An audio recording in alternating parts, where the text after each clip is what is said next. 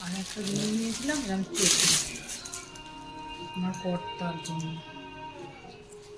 হালকা, এমনি 250 টাকা দুটো, মানে দুটো সেট ঠিকই আছে।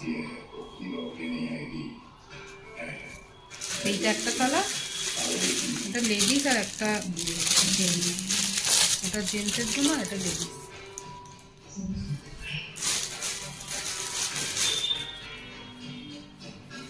উল্টো দেখছি, ঠিক আছে কেমন হয়েছে জানি না। চলো দেখি জামাটা কেমন হয়েছে।